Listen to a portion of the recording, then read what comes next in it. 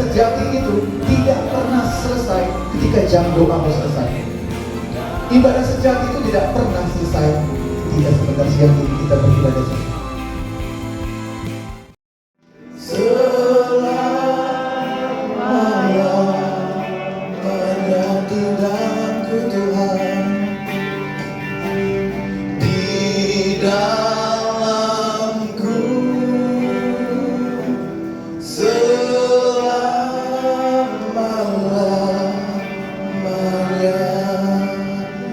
Katakan Engkau terbesar pada pagi hari dan siang hari.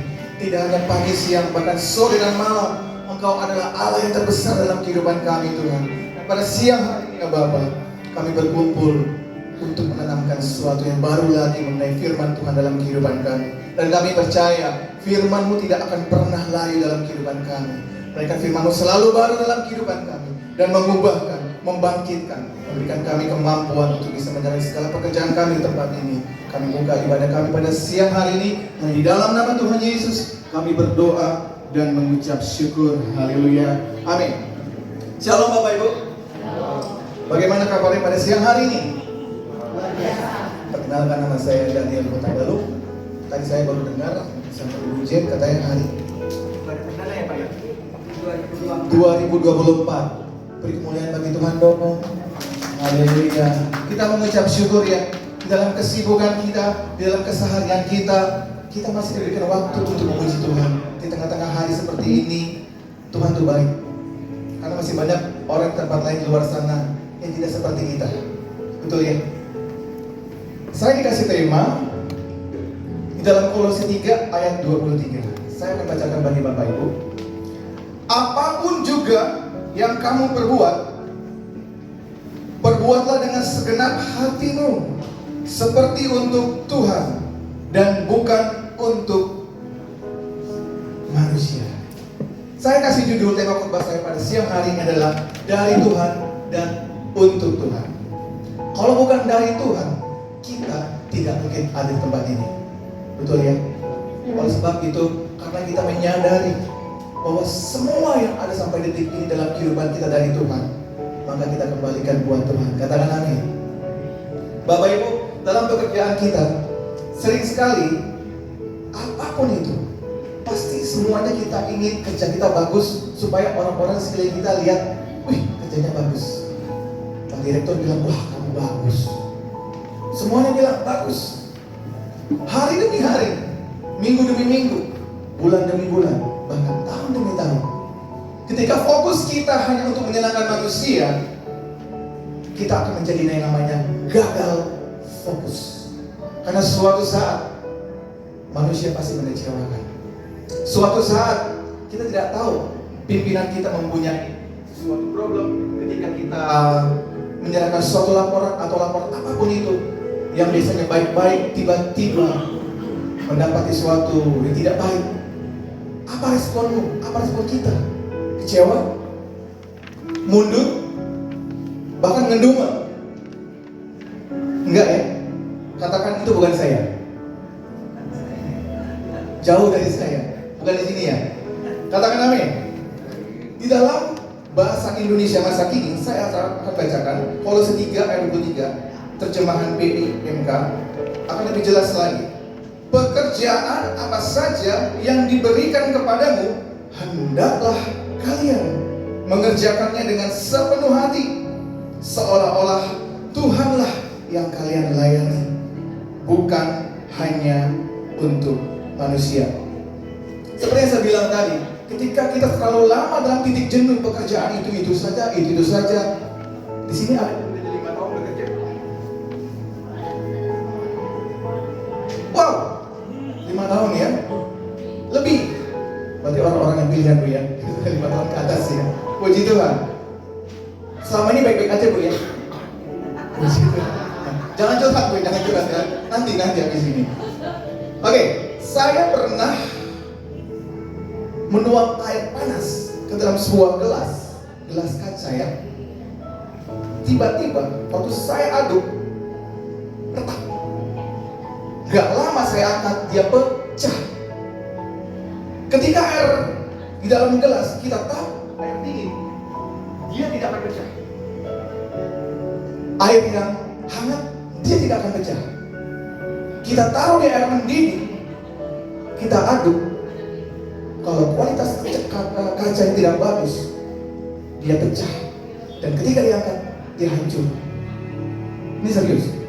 Ketika kita bekerja terlalu lama, kita tidak mengisi dengan firman Tuhan. Kita tidak mengisi dengan kebenaran firman Tuhan. Ketika ada masalah, apa kita buat? Apa kita mampu? Apa kita bisa melewati semua keadaan masalah itu dengan baik? Firman Tuhan mengatakan, jangan terlalu banyak kita berharap kepada manusia. Jangan terlalu banyak kita mengandalkan sesuatu itu untuk kebaikan manusia. Tapi apa yang sudah kita terima, itu semua berasal dari Tuhan. Katakan amin. Saya mau bilang seperti ini. Di dalam kehidupan seharian kita, tidak hanya dalam pelayanan. Di dalam pelayanan pun, saya juga sering kecewa dengan orang-orang sekeliling. Tapi saya tidak memikirkan perbuatan mereka. Karena saya lihat hanya Tuhan di dalam kehidupan saya. Karena saya sudah merasakan banyak pertolongan hidup yang Tuhan berikan kepada saya. Saya mau bilang, pada pagi hari ini, siang hari ini, sore hari ini, bahkan malam hari, bahkan kau tidur bangun kembali lagi, hanya Tuhan Yesus yang tidak akan pernah mengecewakanmu. Katakan amin. Saya mau Tuhan, bilang, saya mau Tuhan. Tapi Pak, ini kan pekerjaan sekuler. Sedikit-sedikit saya harus dong ikutin alur-alur jalan dunia. Saya bukan ada di dalam pelayanan. Saya bukan pembicara, saya bukan pengkhotbah, saya bukan WL yang harus memuduskan hidup saya, yang harus membuat hidup saya itu berkenan selalu di dalam Tuhan. Kita baca lagi. Apapun juga yang kamu perbuatlah dengan segenap hatimu seperti untuk Tuhan. Dalam perjanjian Indonesia, dalam bahasa Indonesia masa kini, pekerjaan apa saja yang diberikan kepadamu, hendaklah kalian mengerjakannya sepenuh hati untuk Tuhan. Jadi bukan pelayanan itu bukan berbicara tentang kita di gereja. Pelayanan itu berbicara tentang di mana kita berada. Berbicara tentang pekerjaan. Seorang Kristen itu berbicara tentang ibadah yang sejati. Ibadah sejati itu tidak pernah berhenti di saat jam ibadah hari Minggu selesai. Ibadah sejati itu tidak pernah selesai ketika jam doamu selesai.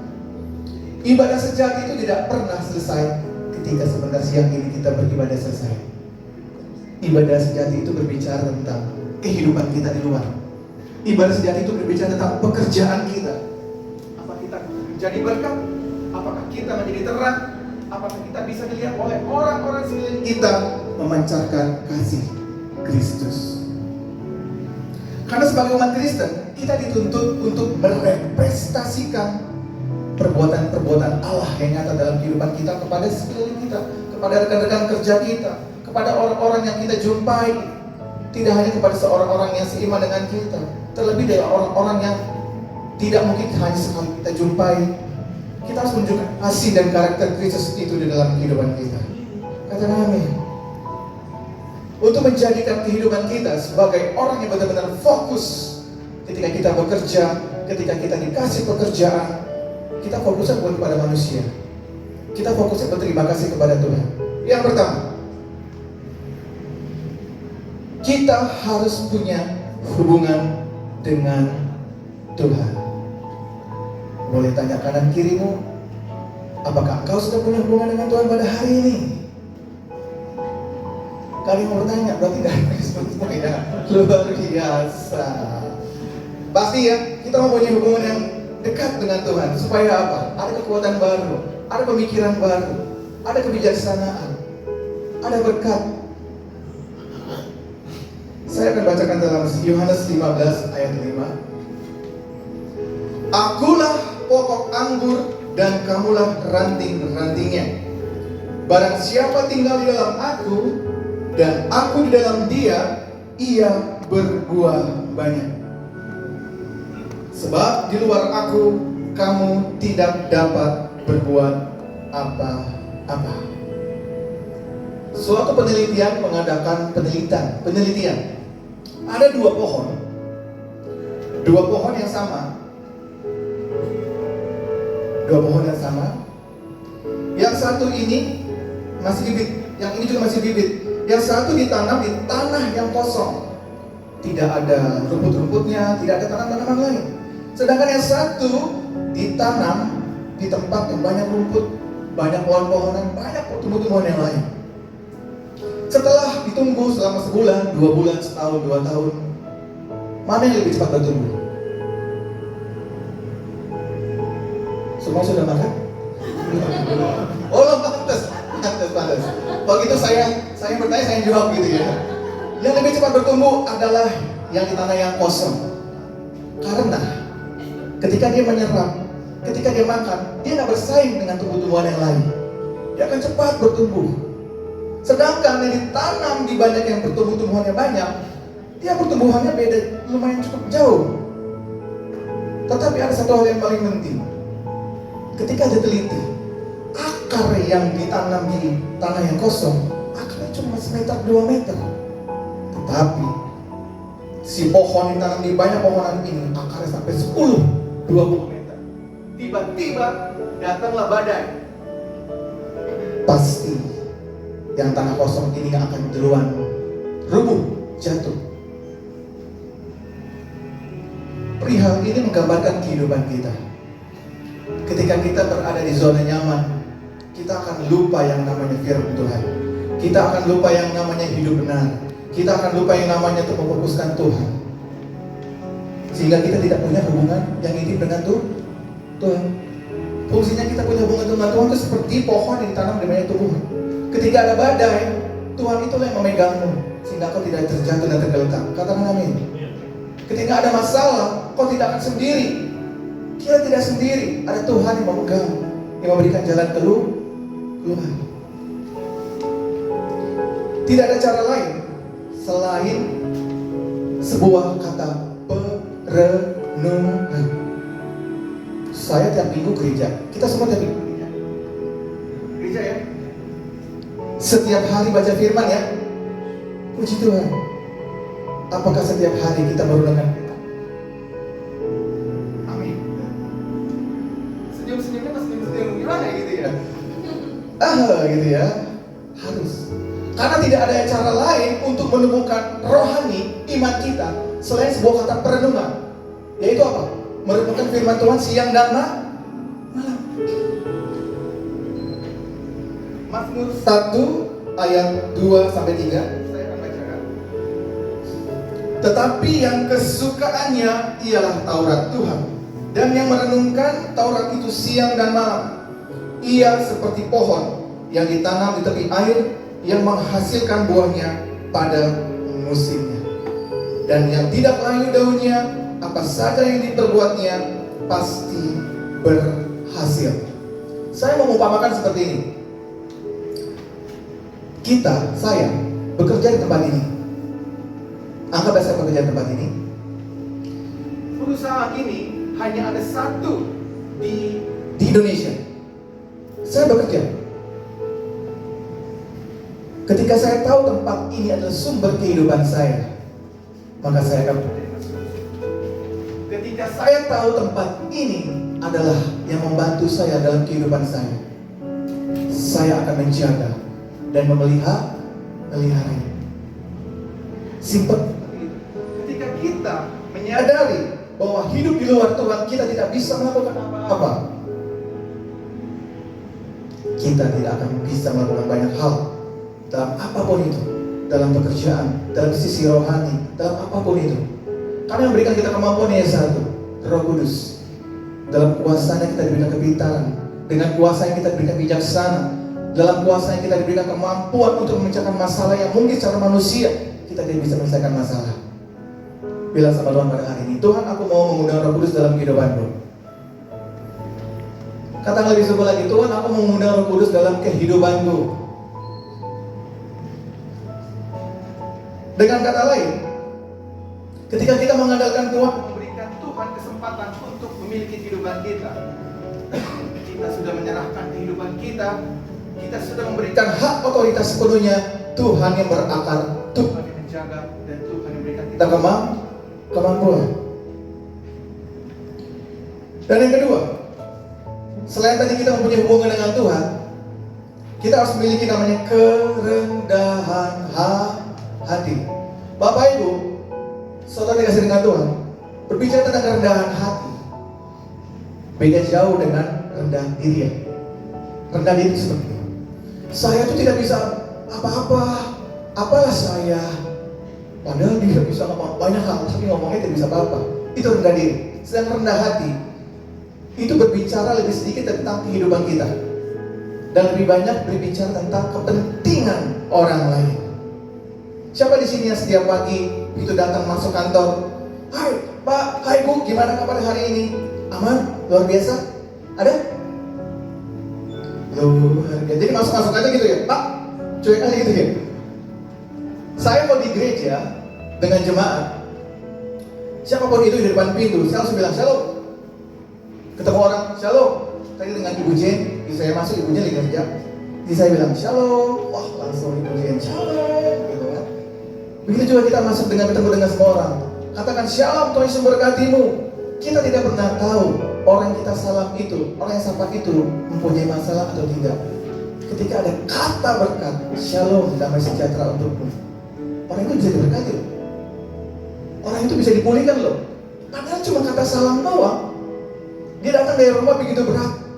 Dia datang dengan pergumulan kehidupan yang mungkin apapun yang tidak bisa diceritakan. Tetapi dengan bertemu dengan orang-orang yang mencintai, yang mengasihi, tidak dengan kata shalom.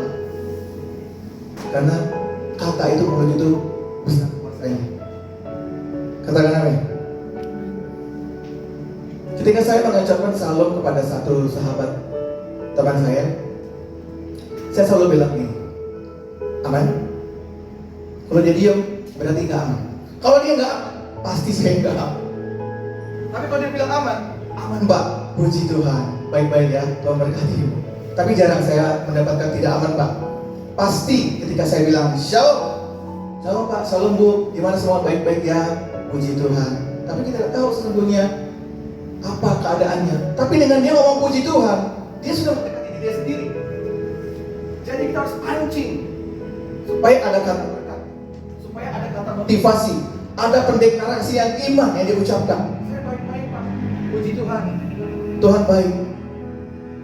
Ketika dia mengucapkan kata berkat dalam kehidupannya, Roh Tuhan, kuasa Tuhan sudah mengalir dalam kehidupannya. Meskipun saat itu tidak belum bekerja, meskipun saat itu sakit masih ada, meskipun saat itu pekerjaannya sedang menghimpit dia, tapi ketika dia mulai mengucapkan berkat, kuasa itu pelan-pelan mengaruhi kehidupannya dan mengalir, memperbaharui pikiran, memperbaharui segala dalam kehidupannya.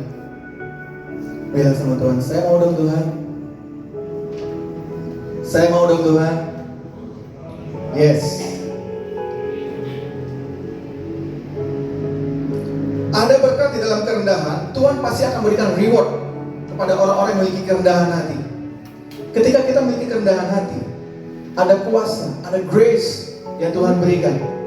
Dulunya kita tidak mampu untuk memaafkan orang. Susah ya. Dulunya kita akan sulit mengucapkan kata maaf. Hanya satu maaf dengan satu maaf. Yang lainnya berat yang ngomong maaf ya. Kita sulit untuk bilang kata maaf.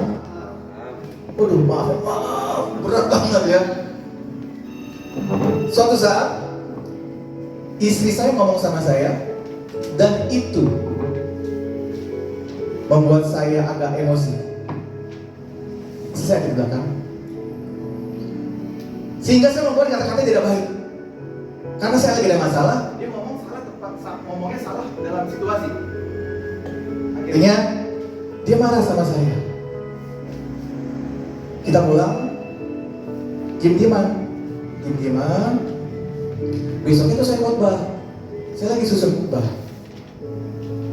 Biasanya kalau saya khotbah itu saya selalu lihat referensi firman.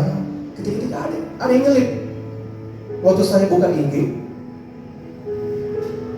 itu bilang begini, kasih istrimu seperti engkau mengasihi dirimu sendiri. Saya kaget. Wah, saya lagi ada masalah nih. Saya lagi duduk, diam, nunduk.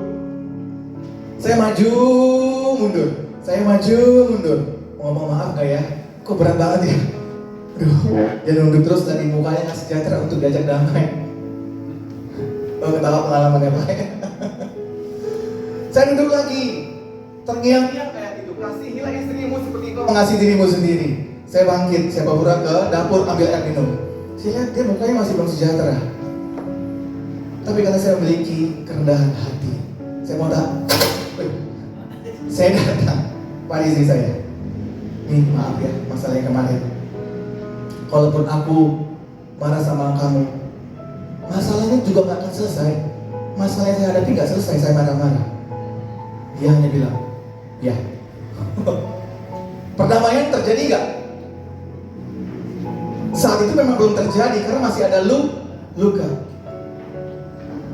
Saya datang, saya peluk. Akhirnya perdamaian itu terjadi. Kami sudah mulai pemulihan, baik-baik lagi. Dan tidak lama dari itu, Tuhan memberikan reward. Masalah saya selesai. Pentingnya kerendahan hati. Kita dibentuk untuk supaya kita memiliki kerendahan hati untuk bisa mengatakan maaf. Yang terakhir Bapak Ibu, boleh saya undang kita bangkit berdiri? Izin ya. Yang terakhir, 1, 2, 3, 4, 5, 6, 7, 9, 10, 100, 200, 300. Oke. Pilih 1-2 orang berhadapan. Yang terakhir ini, bilang sama temanmu, kerjaanmu jangan kasih kendor. Lalu teman yang satu bilang, semangatmu on fire. Oke. Pilih. Ayo. Yang satu bilang, kerjaanmu jangan kasih kendor. Lalu langsung temannya bilang, semangatmu on fire.